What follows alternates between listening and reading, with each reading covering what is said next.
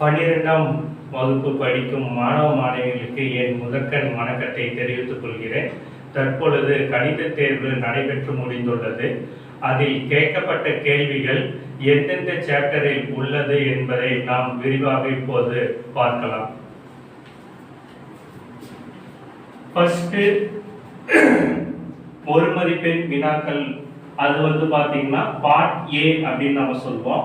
அப்ப பார்ட் ஏல first questions பாத்தீங்கன்னா எக்சர்சைஸ் 5.6ல 14th क्वेश्चन பாத்தீங்கன்னா ஃபர்ஸ்ட் क्वेश्चना கேட்டிருக்காங்க. அடுத்து நெக்ஸ்ட் பாத்தீங்கன்னா செகண்ட் क्वेश्चंस பாத்தீங்கன்னா எக்சர்சைஸ் 6.10ல 6th क्वेश्चन. அடுத்து தேர்ட் क्वेश्चंस பாத்தீங்கன்னா எக்சர்சைஸ் 8.8ல தேர்ட் क्वेश्चन. அதே ஃபோர்த் பாத்தீங்கன்னா எக்சர்சைஸ் 12.3ல செகண்ட் क्वेश्चन. அடுத்து ஃபிஃப்த் क्वेश्चंस பாத்தீங்கன்னா சாப்டர் 1ல கிரியேட்டிவ் क्वेश्चंस கேட்டிருக்காங்க. அடுத்து நெக்ஸ்ட் 6th क्वेश्चन எக்சர்சைஸ் 7.10ல 20th question. 7th question exercise 7.10ல பாத்தீங்கன்னா 4th क्वेश्चन வந்திருக்கு. அதே மாதிரி 8th 1 மார்க் பாத்தீங்கன்னா சாப்டர் 8ல கிரியேட்டிவ் क्वेश्चंस நமக்கு கேட்டிருக்காங்க. அடுத்து 9th 1 மார்க் பாக்கும்போது எக்சர்சைஸ் 4.6ல 8th क्वेश्चन. அடுத்து 10th 1 மார்க் பாத்தீங்கன்னா எக்சர்சைஸ் 11.6ல 14th क्वेश्चन. அடுத்து 11th 1 மார்க் பாத்தீங்கன்னா எக்சர்சைஸ் 9.10ல 16th क्वेश्चन. 12th 1 மார்க் பாத்தீங்கன்னா சாப்டர் 10ல கிரியேட்டிவ் क्वेश्चंस நமக்கு கேட்டிருக்காங்க. அடுத்து 13th क्वेश्चन எக்சர்சைஸ் 9.10ல ஃபர்ஸ்ட் क्वेश्चंस கேட்டிருக்காங்க. அடுத்து 14 1 மார்க் பாத்தீங்கன்னா எக்சர்சைஸ் 1.8ல 16th क्वेश्चन வந்திருக்கு. அடுத்து 15 1 மார்க் பாத்தீங்கன்னா எக்சர்சைஸ் 2.9ல செகண்ட் क्वेश्चंस வந்திருக்கு. அடுத்து 17 பாத்தீங்கன்னா சாப்டர் 2ல கிரியேட்டிவ் क्वेश्चंस கேட்டிருக்காங்க. அடுத்து 18 1 மார்க் பாத்தீங்கன்னா எக்சர்சைஸ் 10.9ல 25th சம்மா இருக்குது நம்ம புக்ல. அதே மாதிரி 19 1 மார்க் பாத்தீங்கன்னா எக்சர்சைஸ் 11.6ல 19th क्वेश्चन கேட்டிருக்காங்க. 20th 1 மார்க் பாத்தீங்கன்னா எக்சர்சைஸ் 3.7ல 7th क्वेश्चन வந்திருக்கு. சோ இதுதான் பாத்தீங்கன்னா பார்ட் ஏ. பார்ட் ஏல இருக்கிற 1 மார்க். அதுல பாத்தீங்கன்னா இது நமக்கு கிரியேட்டிவ் क्वेश्चंस நமக்கு கேட்டுக்கிறது பாத்தீங்கன்னா 4 क्वेश्चंस பாத்தீங்கன்னா கிரியேட்டிவ் क्वेश्चंसா இருக்குது. மீதி ரிமைனிங் 16 क्वेश्चंस பாத்தீங்கன்னா புக் பேக் क्वेश्चनல இருந்து வந்திருக்கு. சோ இதுதான் பாத்தீங்கன்னா ஒரு மதிப்பெண் வினாக்கள்ல கேட்கப்பட்ட கேள்விகள். அடுத்து பார்ட் பி. பார்ட் பி பாத்தீங்கன்னா 2 மதிப்பெண் வினாக்கள். 2 மதிப்பெண் வினாக்கள்ல பாத்தீங்கன்னா 21வது சம்மா பாத்தீங்கன்னா எக்ஸாம்பிள் 1.6 அந்த 1.6ங்கற क्वेश्चन இருந்து கேட்டிருக்காங்க. அடுத்து 22 சம் பாத்தீங்கன்னா எக்சர்சைஸ் 2.4ல செகண்ட்ல ஃபர்ஸ்ட் क्वेश्चनா இருக்குது. அடுத்து 23th சம் பாத்தீங்கன்னா எக்சர்சைஸ் 4.9ல ஃபர்ஸ்ட் क्वेश्चनா வருது. அடுத்து 24th சம் பாத்தீங்கன்னா எக்ஸாம்பிள் 5.12 அந்த क्वेश्चन பாத்தீங்கன்னா கேட்டிருக்காங்க. அடுத்து 25th சம்மா நமக்கு எதல கேட்டிருக்காங்கன்னா எக்ஸாம்பிள் 7.67ல கேட்டிருக்காங்க. 26th சம் பாத்தீங்கன்னா எக்ஸாம்பிள் 8.21 क्वेश्चंस கேட்டிருக்காங்க. 27 சம் பாத்தீங்கன்னா எக்சர்சைஸ் 10.5ல 4thல ஃபர்ஸ்ட் டிவிஷன்ல வர சம்ம கேட்டிருக்காங்க. அடுத்து 28 சம் பாத்தீங்கன்னா எக்ஸாம்பிள் 11.11 அதுல ஃபர்ஸ்ட் क्वेश्चनா வருது. 29 क्वेश्चंस பாத்தீங்கன்னா கிரியேட்டிவ் क्वेश्चंस. அந்த கிரியேட்டிவ் क्वेश्चंस பாத்தீங்கன்னா சாப்டர் 2ல கேட்டிருக்காங்க. அடுத்து நெக்ஸ்ட் 38 क्वेश्चंस கம்பல்சரி क्वेश्चंस பாத்தீங்கன்னா எக்ஸாம்பிள் 9.20 அந்த क्वेश्चन கம்பல்சரி क्वेश्चनா கேட்டிருக்காங்க. அடுத்து நெக்ஸ்ட் பார்ட் 3 அதாவது 3 மார்க்ஸ் 3 மதிப்பெண் வினாக்கள். 3 மதிப்பெண் வினாக்கள்ல 31 சம் பாத்தீங்கன்னா எக்சர்சைஸ் 1.3ல ஃபர்ஸ்ட் சம் நமக்கு இருக்கு. அதே மாதிரி 32 சம் பாத்தீங்கன்னா எக்சர்சைஸ் 2.5ல 6th சம்.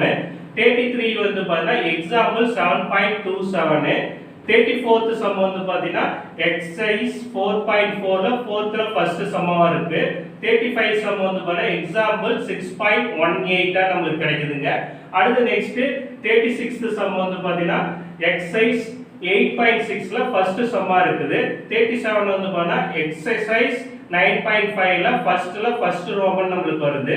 38 பாத்தீங்கன்னா எக்சர்சைஸ் 11.4ல 8th சம் நமக்கு இருக்குது. 39 பாத்தீங்கன்னா கிரியேட்டிவ் கொஸ்டின். அந்த கிரியேட்டிவ் கொஸ்டின்ஸ் வந்து பாத்தீங்கன்னா சாப்டர் 7ல வந்து பாத்தீங்கன்னா வந்திருக்கு. அதே மாதிரி 40th கொஸ்டின்ஸ் கம்பல்சரி கொஸ்டின்ஸ், அது சாப்டர் 12ல வந்து கிரியேட்டிவ் கொஸ்டின்ஸ் நமக்கு கேட்டிருக்காங்க. ஓகேங்களா? அடுத்து நெக்ஸ்ட் வந்து பாத்தீங்கன்னா part D 5 mark questions. 5 mark questions வந்து எய்தர் ஆர் சாய்ஸ் நமக்கு இருக்கும். இப்போ 41A வந்து பாத்தீங்கன்னா எக்ஸாம்பிள் 1.25, அதே 41B வந்து பாத்தீங்கன்னா எக்ஸர்சைஸ் 7.2ல 8th சம். அடுத்து 42 வந்து பாத்தீங்கன்னா A அப்படிங்கிறது எக்ஸர்சைஸ் 2.8ல 6th சம்.